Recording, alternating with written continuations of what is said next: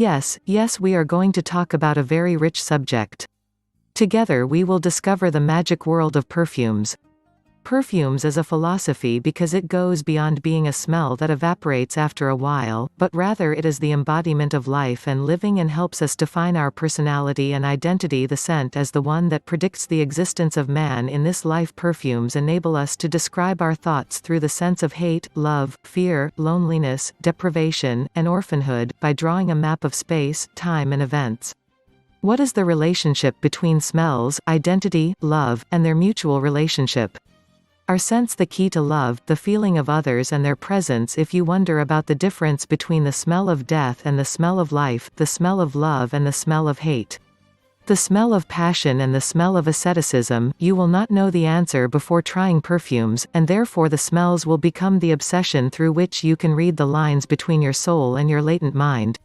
It is the philosophy of perfume. Perfumes and good smells are a key to the comfort and tranquility of the heart, so we choose from the perfume bottles what suits our moods and our inclinations, so they have the ability to persuade and penetrate our minds, just like the air in our lungs, because perfume is something that cannot be expressed but we perceive and sense it. Perfume is a language that has letters, vocabulary and alphabet, some shouting, another whispering, new assassinated, and another convincing. Perfume. Perfume is a mixture of fragrant essential oils or aroma compounds, fixatives, and solvents used to give the human body, animals, food, objects, and living spaces an agreeable scent. It is usually in liquid form and used to give a pleasant scent to a person's body. Ancient texts and archaeological excavations show the use of perfumes in some of the earliest human civilizations. Modern perfumery began in the late 19th century with the commercial synthesis of aroma compounds such as vanillin or coumarin, which allowed for the composition of perfumes with smells previously unattainable solely from natural aromatics alone. History of perfume. Egyptian scene depicting the preparation of lily perfume, 4th century BC. The word perfume derives from the Latin perfum, meaning to smoke through.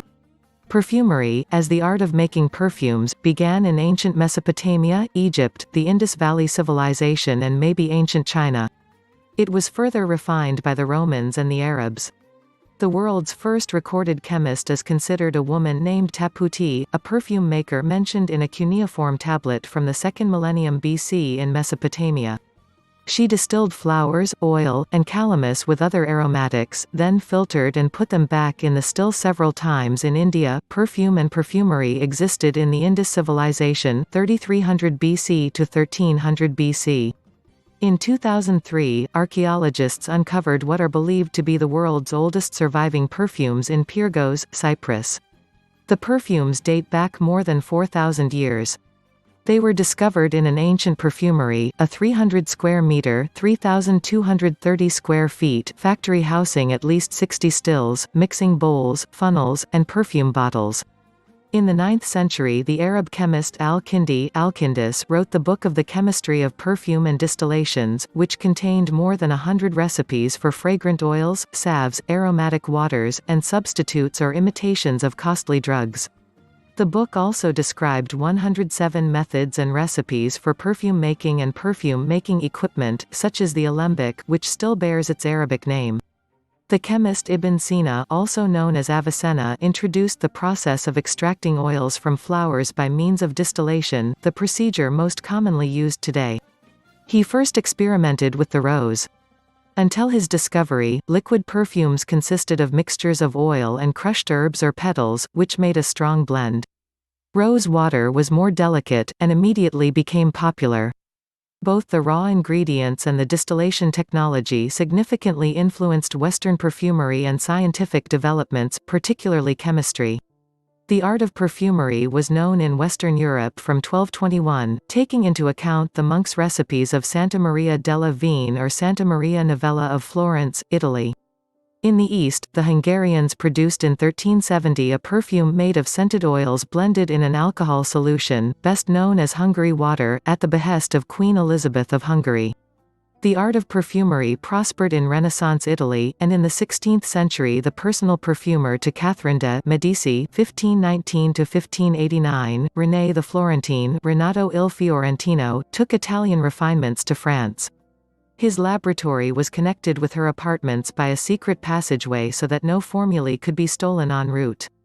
Thanks to René, France quickly became one of the European centers of perfume and cosmetics manufacture. Cultivation of flowers for their perfume essence, which had begun in the 14th century, grew into a major industry in the south of France. Between the 16th and 17th centuries, perfumes were used primarily by the wealthy to mask body odors resulting from infrequent bathing. In 1693, Italian barber Giovanni Paolo Feminis created a perfume water called Aqua Admirabilis, today best known as Eau de Cologne. His nephew Johann Maria Farina, Giovanni Maria Farina, took over the business in 1732.